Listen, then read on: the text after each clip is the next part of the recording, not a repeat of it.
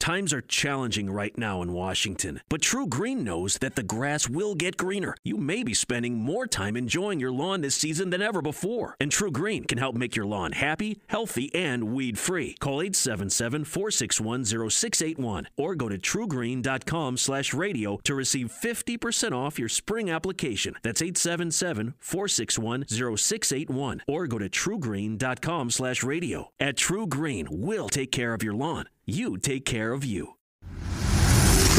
You're listening to News Talk Sauga 960.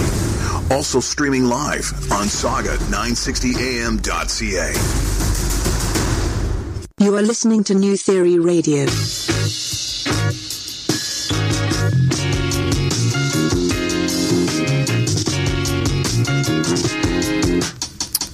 Hello and welcome to another edition of New Theory Radio, here live on News Talk Sauga 960 AM. My name is Nav Nanwa, I am your host, and this is the show where we theorize on all things current affairs, pop culture, and everyday life. And what an exciting show we have jam-packed. It's actually going to be a truncated version of New Theory Radio this week, as right after this at 6 p.m. we're going to be gearing up for some Mississauga Steelhead action. But that's not to say, with it being a smaller version of today's program, that it's not jam-packed, as we are going to be actually chatting with a few artists that are going to be participating in the Mississauga Music Awards, which are taking place on Friday, September 27th at the Living Arts Centre in Mississauga, right by Square One. The Mississauga Music Awards is a fantastic event. I myself am actually going to be emceeing it for the third year in a row, which is exciting.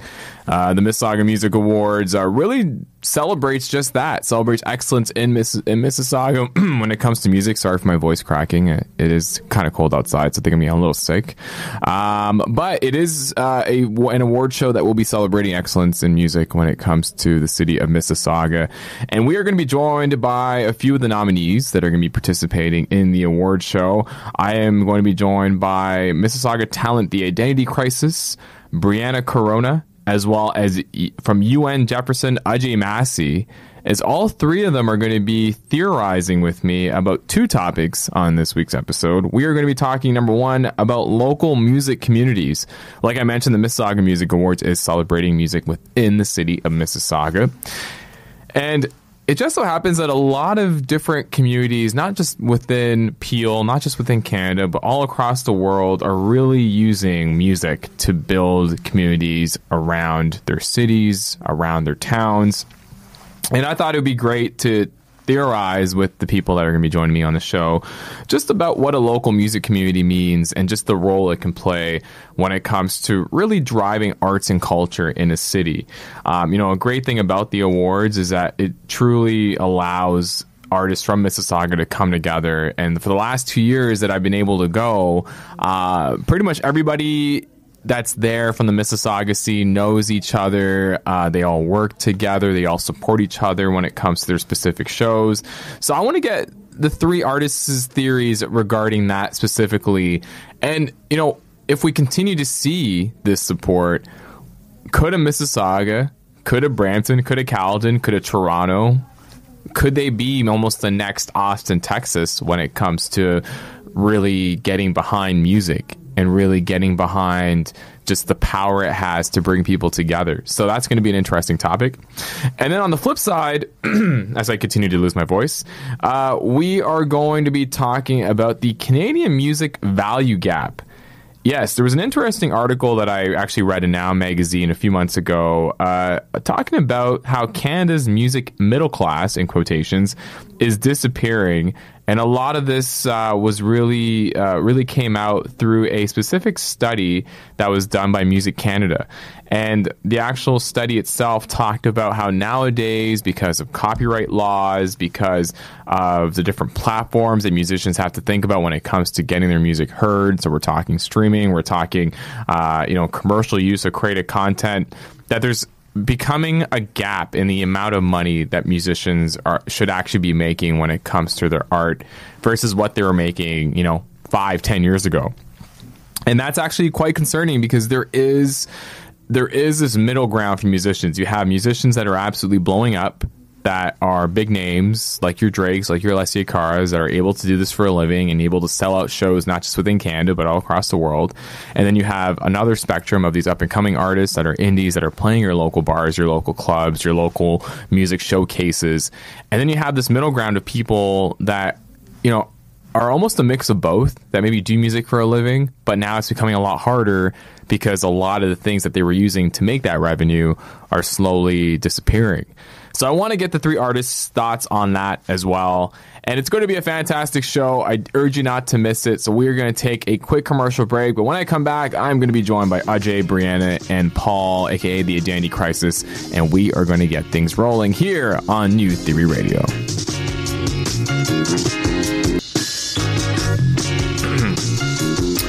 And we are back here on New Theory Radio on News Talk Sauga 960 AM, the show where we theorize on all things current affairs, pop culture, and everyday life. My name is Nav Nanwa. I am your host. And again, like I mentioned earlier, this is a special Mississauga Music edition of New Theory Radio. And I'm super excited to be joined by three individuals that are going to be participating in the festivities on September 27th at the Living Arts Centre. We have one individual who will be performing at the Covenant After Party, as well as two other individuals that are going to be rocking the main stage during the actual awards ceremony. I think all three of them are also nominees too, which is also great. So you know, once they appear on New Theory Radio, I'm sure they'll all be winners after that. But let's start with some intros. I'm going to start with somebody who's actually a good friend of mine. He is my fellow wrestling brother, but he's also a big MMA fan, watching MMA cards like every single day and updating me on everything that's going on from a stat standpoint. Mississauga owns Paul Castro, professionally known as the Identity Crisis, is a artist that stands in his own league. He's a singer, songwriter, rapper, multi-instrumentalist, and producer that prides himself on making unique and cutting-edge entertainment over the span of his career. This is a really impressive rap sheet. His captivating wordplay and dynamic showmanship have earned him opening slots for the likes of Stereos, Carl Wolf, Rob Bass, The Junction, Grits, as well as Maestro Fresh West, and he'll be actually sharing the stage with Maestro again at the Mississauga Music Awards after party. It's my good friend Paul Castro, aka the Identity Crisis. Paul, thanks so much for joining us. Brother, thanks for having me again. Anytime. He has a lower voice than me too, which is which always kind of gets to me. Sitting beside him is a fantastic up-and-coming Canadian singer and songwriter. She's 19 years old, and she begun vocal lessons at 6 years old and taught herself to play piano. Wow, what have you done lately? To back up her vocals, she's also playing piano, guitar, and ukulele. That's awesome. The upcoming artist has been performing since the age of 10 on well-known stages. She has sang at the Danforth Music Hall, which is actually my favorite venue, the Toronto Centre of the Arts, the Glen Gold Theatre, as well as the C&E Bandshell, and her latest EP called Words was just released a few weeks ago. We're super excited to have her on the show. It is Brianna Corona. Brianna, how's it going? Good. Thank you for having me here. Anytime. A little round of applause. We did not pipe that in. That's actually happening legit right now. And then last but not least, we have another individual who's very well known kind of in the local music scene. He's been doing it for quite some time, and he's back again with a brand new group ready to fuse the elements of soul and the fundamentals of Motown and early R&B. Rooted in the vintage sounds of James Brown, The Temptations, and Wilson Pickett, UN Jefferson manages to keep one foot in the foundation of traditional soul and cultivating an authentic take on the classic genre. It is a dynamic live performance that delivers a high degree of energy and showmanship.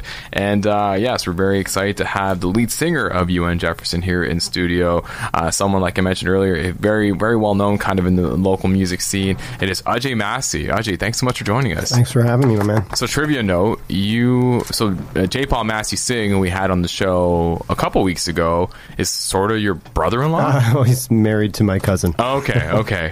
So small world. Very small. Small world indeed. And I had no idea coming into this, so I'm going to give J. Paul no credit on that. completely. All right. But honestly, peeps, I really appreciate all three of you guys joining us here today on New Theory Radio. Outside of the Mississauga Music Awards, which are taking place on September 27th at the Living Arts Centre, there's definitely a buzz when it comes to the Mississauga music scene. We've seen the Mississauga Music Awards now going into its third year. A couple months ago, we actually had Demetrius and Chris both on from the Mississauga Music collective promoting Rock the Coliseum. Mississauga Arts and Culture has always been cutting edge when it comes to the resources that they provide the city in regards to allowing their artists blossom. Brianna, you yourself had just performed yesterday at a very fantastic event run by Visual Arts Mississauga. I guess Arts in the Park, is that what it was called? Yeah, it was this morning. Yeah, this morning. Apologies. But it just seems that Mississauga, when it comes to its artists, is doing a fantastic job in providing these resources and giving a platform for artists to really showcase what they're good at. So I want to just get theorizing on the city of Mississauga and just throw it out there, because I myself, living in Brampton, I've always looked at Mississauga as being a top-notch area that's really doing a lot for arts and culture. So just wanted to kind of throw it out there and see if you guys had any perspectives. But do you think with the rate that Mississauga is going, we could see Mississauga become almost like a Canadian Austin, Texas? And maybe Paul, we'll begin with you on that. I like the way that sounds, man. Mississauga is rich in talent, rich in in all forms of in all kinds of platforms as well. And I would love to see that. I mean, shout out to Demetrius Nath and Chris Wolf for really kind of giving people like us a platform, and also to the Mississauga Arts Council, who've kind of been doing it for years and years. I think that there's plenty of people that have the talent, and the city's growing too, right? So what are we at? Like we're approaching 1 million, right? Something like that. So I like that. That would make us because Austin is South by Southwest, right? Yeah. And we've already got North by Northeast, so we'd have to be North by Northeast. East, just west of North by Northeast. Actually, just west of North by Northeast. There you go. That's fantastic. There you go. That's there great. We should. We're on it. Yeah, that's us. Hey, I'm taking it. I think we should all create that and not give Demetrius any of that. We got to let him in on that one. Yeah. No, but that's fascinating, because Ajay, you yourself, you've been in the music scene for quite some time. Being someone who's from Mississauga, how would you sort of describe your experience with the city and just seeing it evolve with opportunities like the Mississauga Music Awards, or even just the fact that every single week at Celebration Square there's always something happening? There's no secret that when big events happen like Canada Day and also New Year's, you guys get some top-notch acts that showcase the stage and really do a lot of great things. But then there's also Mississauga artists that come along for the ride as well. Definitely. It's great to see. Growing up in Mississauga, when I was younger, there wasn't a lot of that. And being from Mississauga and moving out of Mississauga several times and always coming back to Mississauga, it's great to see as the years progress how things like that get bigger and bigger and bigger. And literally 5 minutes from my house, like you said, Celebration Square, there's always something there. Yeah. And I think it's great to see. As Paul was saying, Mississauga has such a great amount of talent, and being able to put that out there so people can see what it has is great. And over the years, it's just getting bigger and bigger and bigger. That's awesome. Brianna, you are a 19-year-old prodigy, I guess. I guess we can call you that. You're certainly dressed like one. Being, as someone at your age, it's typically common for them to want to go right away to the big markets. So maybe focus a lot of your efforts in Toronto, maybe focus a lot of efforts in networking in some of these bigger cities as a way to put yourself on the map. But you've kind of focused. Right now you're really focusing on Mississauga, and you're doing a really good job in regards to making yourself a known commodity within the city. Was that something that you've always thought about, or was that because growing up in Mississauga you just saw the opportunity that you decided to jump on it? So it's funny, I actually didn't really know much about the community of Mississauga until this year. Most of my music was based in Toronto, like you said, just because that was kind of what I knew to be the music scene was in Toronto. I just really wasn't aware, because I knew a lot of people in Toronto already, so then I started working with them there, and then I really was never in Mississauga, but this is my hometown. And then I met Paul somewhere. I don't remember where it was. I feel like we've all met Paul somewhere. Yeah, exactly. And he kind of like brought me back into it. I used to be part of the Arts Council like a while ago. Sick. And then there wasn't as much going on as there is now.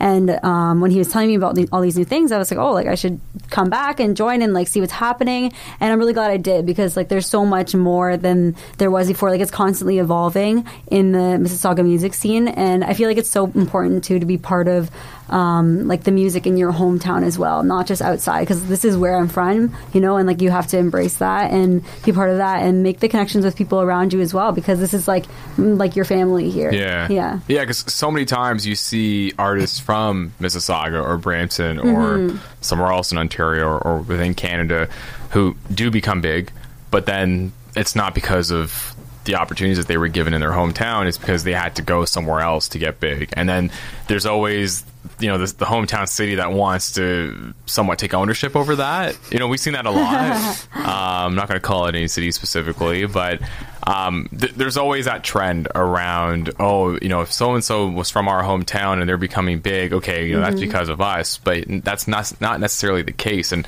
you know, one thing I've also noticed, even just working in the arts and culture world, is that Mississauga is always looked at as like a gold standard in regards to a city that's doing it right. That's able to. This is like the Mississauga Love Show, but it is no. But I want to ask you. I want to ask all three of you, like, why do you think that's the case? Because I feel like sometimes when I go to the Mississauga Music Awards, being from Brampton, I do feel like the outsider coming in, but it's a different vibe than I've seen in other cities, and that's just my observation. But I'd love to open that up and ask you guys why that's the case. It's an interesting point. I think a lot of people that are actually in the bubble maybe don't even see it that way. And I agree. And it takes an outsider's perspective sometimes, and that's kind of cool to hear you say that. So am I providing validation right now? Yeah, you are. Yeah, you are. And that's what we're all seeking. Yeah, I mean, what you said really does ring true. A hero is never a hero in his hometown until they make it elsewhere. And I think that was a long-standing sort of perspective that a lot of people within Canadian music have always kind of. That's why we're always trying to make it in the States. You know, I mean, everyone's going to Nashville or LA or New York to try to make it, whether it's film, television, or music. And I mean, like, look at Drake. There's a reason why Drake made it. It's because he made it south of the border. And then what happened? That's when Toronto accepted him with open arms. Yeah. You know what I mean? And the same thing happened with Cardinal. You know, it took a while for him to really, you know, he was the guy for a very long time. And then, but it was more of an underground movement. It was. And then when he got signed to Akon's label, then people jumped on board.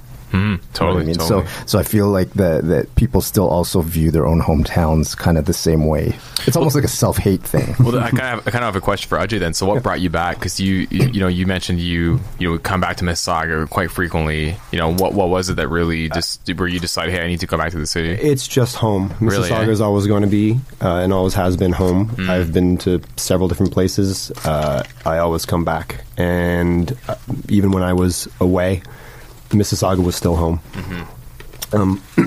It's a very diverse city, and with the musical acts that are coming from the city, those are diverse as well. Look at this room. Well, that's the point I was going to say, right? And for you, but what I also for you to say, you know, looking in, it's a little different. I like to think that Mississauga kind of has open arms, right? So even though you come from Brampton to come check stuff out, that's how I think Mississauga gets bigger and bigger, is just by embracing the areas that are around it, because we're all, you know, cut from the same cloth in the sense that we all are diverse, and we are in this big melting pot that has, you know, a room like this of musicians who can talk and share ideas. Yeah. So, and that is kind of an open thing for areas outside of Mississauga. It's just getting bigger and bigger. It totally is. Eventually, it's just going to be one big thing, right? It kind of sort of happened, you know, with the GTA. It's like Toronto, and then it's like GTA. Yeah. Like some people consider Mississauga Toronto. Yeah. Right. Yeah. So, yeah, and that's the interesting thing too, because especially when you look at the artists that have gotten big through Mississauga, they typically come back and they do things to somewhat better the scene in the city. So a prime example that we've talked about a number of times here on the show is, Metalworks and the work that Gilmore has done being from Triumph. But then you see Billy Talent, like they typically are in and around Mississauga, either, making some type of a difference or getting involved. There seems to always be that nature for these artists who have made it big to want to come back to their hometown and make some type of an impact. I don't think I've necessarily seen that in Brampton. I think most recently Roy Woods did a charity basketball game, and I was like, oh, that's kind of cool. It's kind of the first time I've seen something like that. But you've never seen like a Russell Peters show up and do something. Good point. And that's not a knock to Russell, because Russell's Russell and he's hilarious. But like, I don't know, just and we're so close in proximity that it's definitely a tale of two cities when you compare both Brampton and Mississauga together.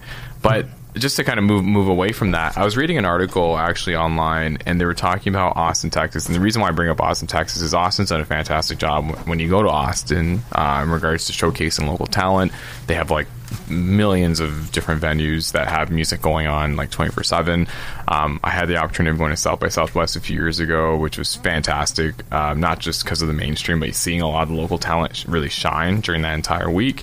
And they almost equate the city of Austin as being almost like a living A&R for artists. Do you think Mississauga could potentially become that in the future?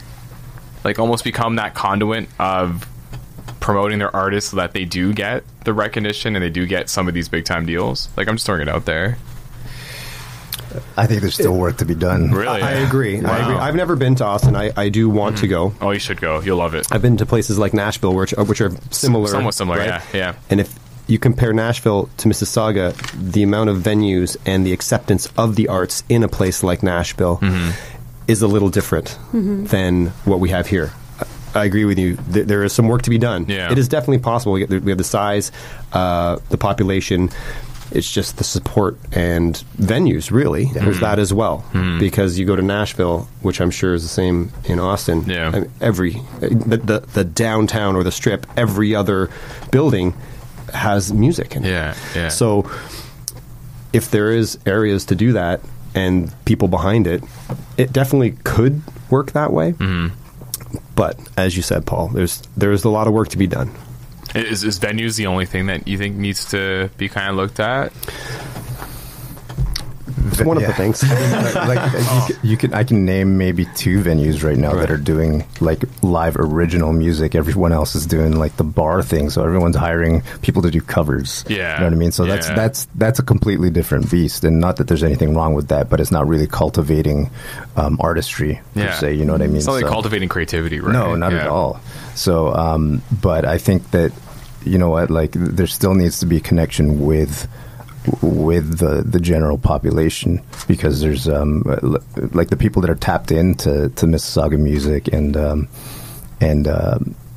Mississauga Arts Council are generally speaking artists, right? So we're not really reaching the general pop yet.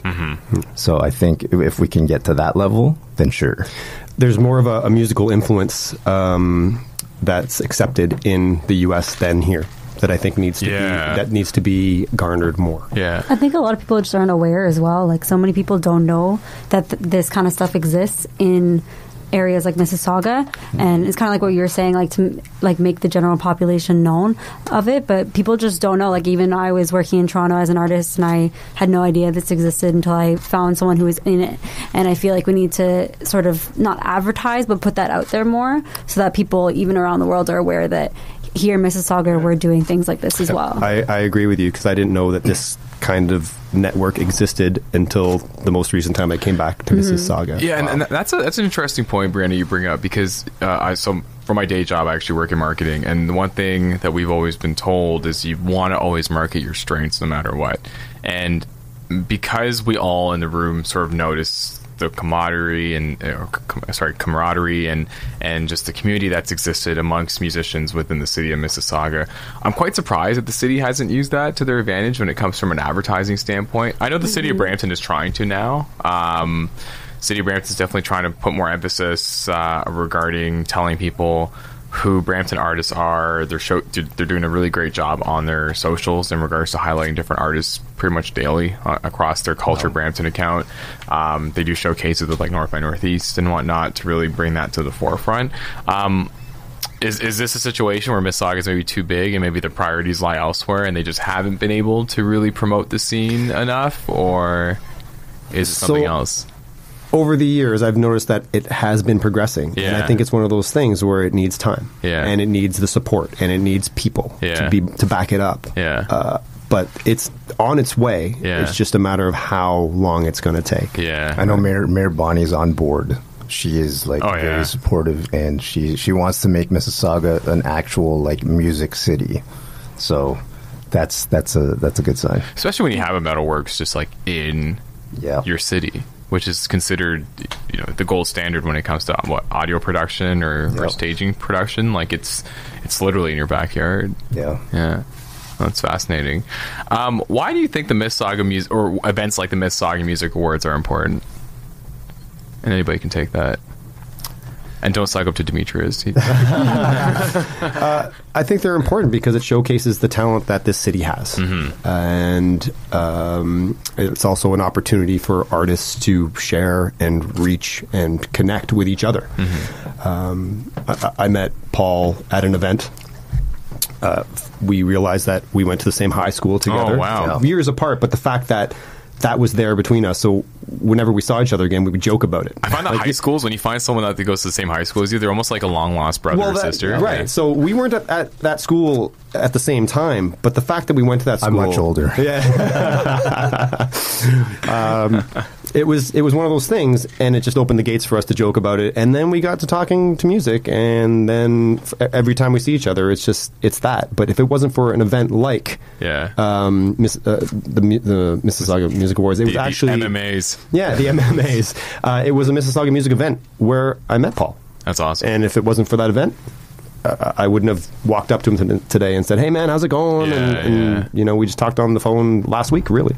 Yep. And that wouldn't have happened for that event. And I met Brianna today, and that would not have happened. Yeah. Mm-hmm. So it's events like that bring musicians together and the general public to see it all happen. It's kind of cool how like award ceremonies are able to bring people together, because normally award ceremonies can be a little contentious. Obviously people want to win awards, especially when it comes to the arts world. But I love how this award show is different. It's just, especially the last couple of years, I got to go when they did it at Rock Pile, which was really cool. Nice. I think Paul was there too. Yeah, it was super fun. But then last year when I got to go to the Living Arts Centre, quite the change in venue. Definitely the MMAs had a bit of a glow up versus the previous year.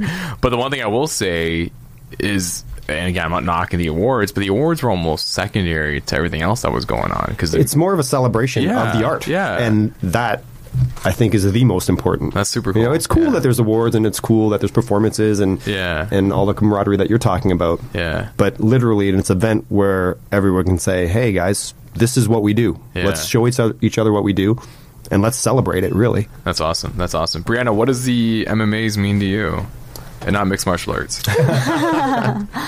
It's good. Like you said, I think it's just so important that we have any event, really, all these events, one after another, are just so great, to have in the community. And regardless of what it is, it brings us together every single time. And it's just everyone's so supportive is the thing. I think, especially in Mississauga, because it's a smaller music scene at the moment, and it doesn't seem that competitive. I don't really think people think about it in that sense. Everyone just wants to support each other, and people go there and they're like, "Oh, you were nominated for this, I was too," and you're happy for each other. You're not thinking who's gonna win. It's "Oh, this is so cool," and it's it's just exciting. Yeah.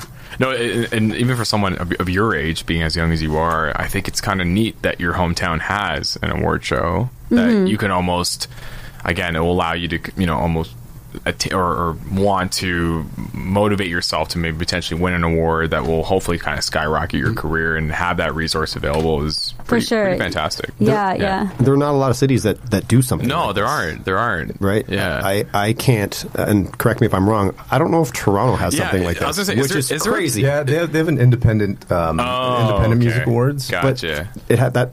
But it didn't happen this year, right? I think they put it on hiatus for a bit or something. You know what? I could be wrong. If I'm not mistaken, they approached Demetrius to carry it on. Oh, okay. Fair enough. Well, I'm just trying to say that Too much credit. there's if you think about the surrounding cities, the only other city that I can think of that does something like this and has a supportive community like this is London.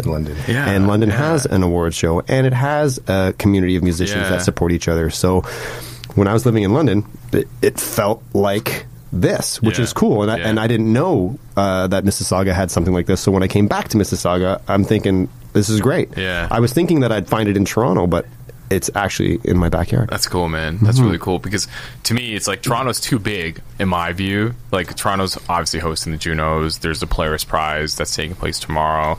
But Toronto is a big-time mainstream city that if you do the Toronto Music Awards, chances are there might be some egos that get in the way, or there might be a specific way that needs to be done. But I guess when you do it at not at a small scale, but at a very local level with Mississauga, again, there is a bigger mission there. Yeah, which is kind of cool. Definitely. Lastly, Paul, what does it mean to you, man? Share some thoughts as to what the MMAs are when it comes to the city. Man, I'm just like so grateful that I'm nominated for like best video this year, which is I'm glad I'm not in the category of you and Jefferson and Brianna Corona, because they would whoop me. I'm not gonna lie. But like this particular, I was lucky to win best pop at the very first award show in 2017. Amazing. And so this year I'm nominated for like essentially for best director, and that. It's crazy to me because I bought my camera out of necessity, because ask these guys, music videos are not cheap, and so to even that. So I didn't want to spend $1,500, $2,000 on a music video, $3,000 on a decent music video. I just wanted to do it myself, so I did it under this whole DIY premise, and then to be recognized in this particular category is just mind blowing to me. So I'm. Yeah. But even the categories are kind of cool, because I think, Ajay, you guys are nominated for Best Live Performance. Best Live Performance and Song of the Year. Amazing. Awesome. And then, Brianna, you're Best Newcomer? Best New Artist. Yes. Awesome. So, like, that's... and I think I also saw one for Best, like, Music Promoter. Oh, which is cool. Yeah. How often are big-time award shows really getting that granular? And this is the point I was making. It's a community. It's celebrating the community. It's not celebrating just the band or just the artist. It's the people who make the scene. And because there is a growing scene in Mississauga, it just makes for a better celebration. And it includes everyone, because without the promoters, without the venues, or without the establishments that support the music, the musicians wouldn't be there. No, totally. So it's cool that everyone is celebrated, not just the musician. So we just finished talking about Mississauga and how much we love it. And then I think there was some Demetrius love in there too. Don't forget Chris Wolf. Yeah. We can't forget Chris Wolf, the mastermind behind it all. Also another big wrestling fan, but I don't know if he wants me to mention that on the air. One thing I wanted to do, because unfortunately this is the last segment of today's show, because we are going to be going right into the Mississauga Steelheads preseason game right after this. But I do want to talk to all three of you about another interesting article that I read a few months ago, actually. It was in Now magazine, great publication when it comes to promoting local music, and it had to do with Canadian, like the Canadian music middle class. So there was a report that came out from Music Canada, which really talked about how a lot of musicians nowadays, the ones that were probably making somewhat of a living a few years ago, are struggling today. The way they put it, and this is verbatim, that they feel like there's a value gap. So the value gap is the gulf between the revenues derived by online platforms, broadcasters, and other third parties from the commercial use of creative content, such as books, music, news, TV shows, and movies, and the revenues returned to artists, journalists, and businesses who created. I know it's a lot of business lingo, so it's pretty much revenues that artists were once receiving a few years ago. They're no longer receiving it, just based on the way things are working.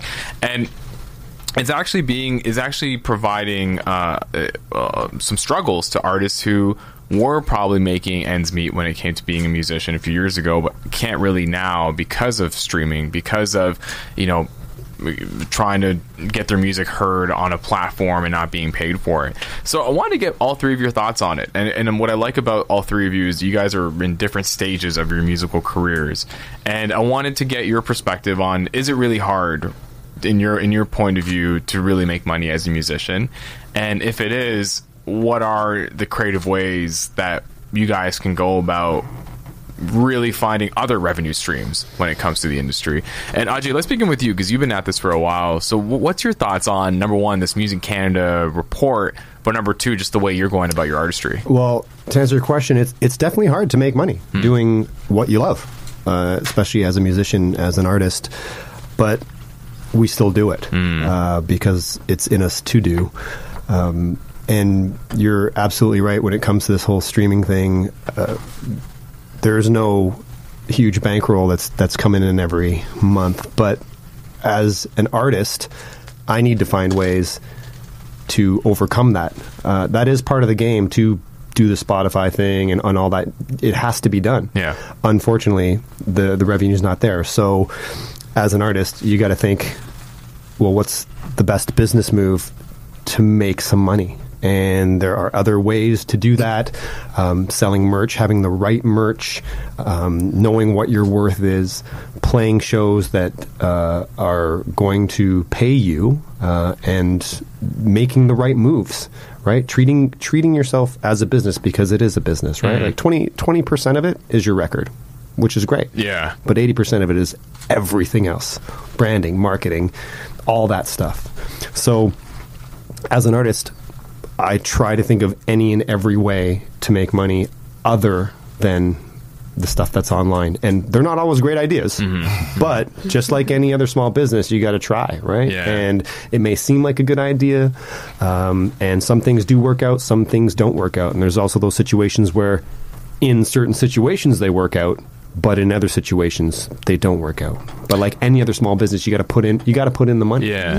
Yeah. And it's fascinating, hearing your perspective, because when I think about the study that Music Canada put out there, a lot of it has to do with like the commercial use of music. Back in the day, I'm sure for all three of you, to have your song heard on a TV show or being used in a movie trailer or being used in something that's being seen by a lot of people was probably a big opportunity that maybe would lead to royalties or just money coming from a consistent revenue stream over a long period of time.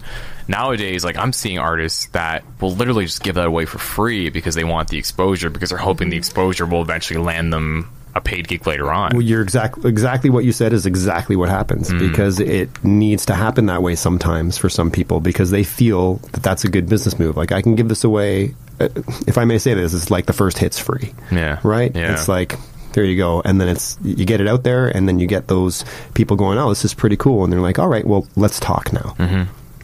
That's interesting. Paul, I know you teach music on the side. Yes, sir. I know you've also have done, I guess, commercial productions, or you've done productions for people that have been used for, I guess, for commercial use. Yeah. That I know for a fact you charge for as well. How have you kind of tackled this? Because you yourself are an artist. You're actually coming out of semi-retirement to perform with Maestro in a few weeks. He never retired. Just Ric never. Flair. Yeah, it's one of those wrestling retirements. He's always coming back. Just do it for the marketing purposes in regards to advertising. You coming out of retirement, but you got me figured out, man. I know, totally. But how have you approached it? You know what? That is the goal. Actually, I know that like film and TV is one thing, but if you get something landed in a trailer, the budget is actually like 4 times the amount of what it would land in a movie.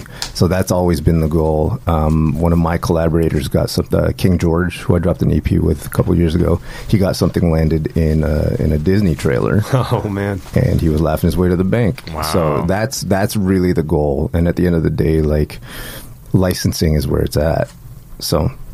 Just something to keep in mind. And I'm so happy you're talking about that, because I don't think a lot of artists really think about that. Like, Brianna, have you ever thought about licensing some of your work to big movie productions? I've definitely thought about it, and I'm like trying to find the best ways to make the smartest moves to do that. Good for you. At 19 years old, that's brilliant. Brilliant. Because there's so many ways that you can present your music to somebody to put somewhere, but depending on how you present it, it won't actually go anywhere, and you have to make sure that you have the right like credits behind it and that you're contacting the right people, going through the right people. And it's really, really all about like the people that you're talking to and like the connections that you make, right? And the way that you present your music and what kind of music, and if you're presenting it to the right kind of movies or whatnot. But it's a really complicated and long process, and that's the thing. Like, it's so time consuming to make the smallest amount of money, but like you do it, like you said, right? Because it's just like what you love to do, and it's the little steps that will get you to the bigger ones.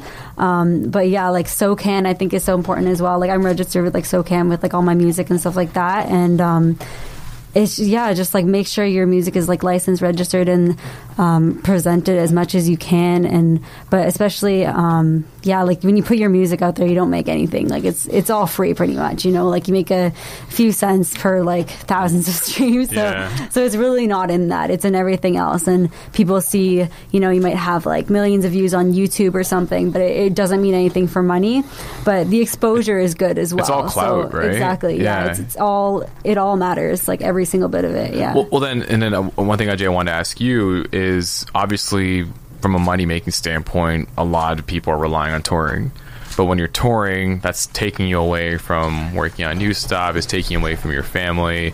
How have you sort of approached that? Because you're nominated for best live performance, you're obviously really good at it, but is it demanding now at your stage to want to go out and rock a show maybe 20, 30 times? That's what I love to do. That's why I do this. Gotcha. But at the same time, I always like to be busy. Yeah. And I feel that if I'm sitting around doing nothing, then it's not cool. So I always need to, if it's going to be writing, if it's going to be working on concepts for a video, if it's going to be booking shows or connecting with other musicians to talk about things, something always has to be happening. So it's definitely hard to make all that stuff happen, but it's regardless of whether the money's coming in or not, it's going to happen. For me, anyway, it has to happen. Well, one last question, because I think we are running low on time, unfortunately. I'm going to have to bring all three of you guys back for a future episode. But no problem. We are, just to throw a bit of a political spin on this, because Music Canada did do this on behalf of the entire nation. Is it a total miss that we haven't heard anything about the arts and culture world so far come up when it comes to the election that's taking place in a few weeks? Because I haven't heard anything. I haven't heard any of our local politicians talking about arts and culture yet, and I find it to be pretty sad, considering when you I went to a couple TIFF movies this week, and there's actually a commercial that airs before each TIFF movie talking about how we need more movie and TV productions in Canada, we need more ownership behind it. But you don't necessarily see any of the parties or any of the big political figures talking about it. So in your eyes, is that like, do we have enough advocates to come to the table to make this easier for artists? Good question, man. I feel like there's a bit of a stigma with particularly film and music. I think that maybe the everyday person views it as something that's kind of alien. So it's not really relatable, maybe. So maybe that's why politicians don't really hunker down on that, because it's like, they need votes, right? So they don't want to alienate people. Right.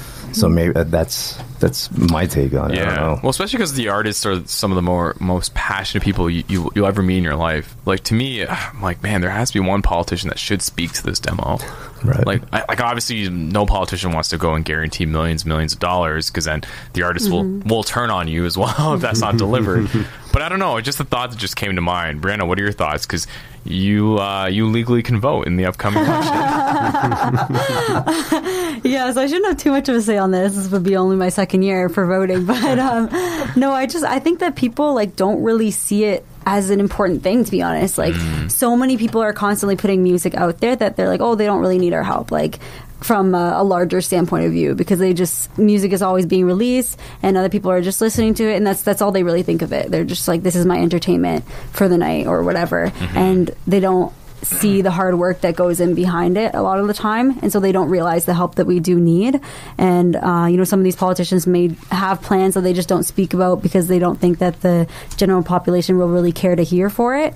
But who knows, right? Like, we don't really know what they have in store. But I think it should definitely be a thing. Like, we definitely do need that production and help on our side as well. And last but not least, Ajay, what are your thoughts? Well, I'm not a politics guy, but I totally thought you were, man. But there are politicians who support it, and there are politicians who don't, and there's parties that do and parties that don't, and there's the cuts, and then there's parties like I don't want to get into it, but there are parties that do support to a degree, and then there are parties that are cutting left, right, and center. You know what I mean? So it's again, it's like anything else. We just got to educate ourselves and go, okay, who's supporting this stuff? And if you do your research, you'll know what party's supporting what.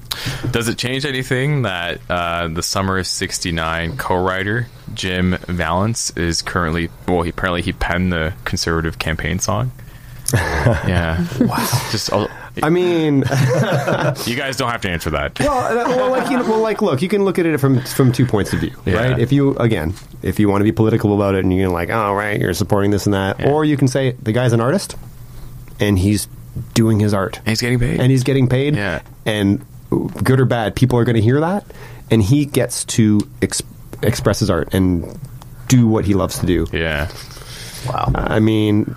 Yeah. You can't ask. I'm not saying it's right or wrong. I'm just saying everyone in this room would love to be able to write something for a bigger thing and have people hear it. It's always a double-edged sword, man. Always. Like, it is. Always. As an artist, you're always dealing with double-edged swords. Yeah, awesome. Well, we are, unfortunately, at the end of this week's episode. Before we conclude, I want to just do a quick roundtable. Obviously, some fantastic artists currently in the building here at Sauga 960 AM. So maybe we'll begin with Paul. Feel free to tell the listeners where they can hit you up on social media and what exactly you're doing for the Mississauga Music Awards. Yeah, so you can find me on Instagram at The Identity Crisis, on Facebook, facebook.com/The Identity Crisis fan page, at The IDC on Twitter, iTunes.com/The Identity Crisis. I still push iTunes because streaming killed the iTunes star, and there is still money to be made until iTunes gets shut down. It's true. So, I am coming out of quote-unquote semi-retirement. I have not played a show since... Big news on New Theory Radio, in case you had no idea. Since 2013. Mississauga Music hit me up and were like, hey, we've got an opportunity for you. And I've turned down quite a few opportunities to play, and I think this is the one to come out. So I'm opening the show, the after party on September 27th at the Rec Room. Also on the bill is S4G4, also known as Sauga, and Maestro Fresh West, the godfather of Canadian hip hop. So nice. I'm really looking forward to that. Awesome. Brianna, where can the listeners hit you up? So you can find me on Instagram, Twitter, at Brico Music, Facebook, Brianna Corona Music, I believe. And I'm pretty much on all social media platforms. You can just search up Brianna Corona. There's not a whole lot with a shaved head, so. And I'll just be appearing at the Mississauga Music Awards for my nomination as Best New Artist. Awesome. Excellent. And then last but not least, Ajay Massey, where can people listen to UN Jefferson? You can find anything and everything UN Jefferson at unjefferson.com. It'll take you to videos, it'll take you to music, it'll take you to photos, it'll take you to all social media. So it's just your one-stop shop. Excellent. And you are also performing at the Mississauga Music Awards. I am performing at and he's also nominated. See why he's nominated for Best Live Performance. Check it out. Because he's going to rock it. And then if you want to connect with New Theory Radio, it's at New Theory Radio on Facebook, Instagram, and Twitter. And if you want to connect with me, Nav Nanwa, it's at Nav Nanwa on Instagram, at nnanwa on Twitter. Hit up at Sauga 960 AM, at Sauga 960 AM across all major platforms. And yes, this concludes this week's episode, but you will hear all of us next week here on News Talk Sauga 960. Peace.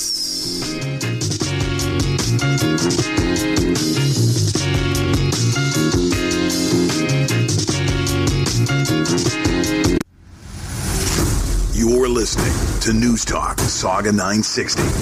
Also streaming live on Sauga960am.ca.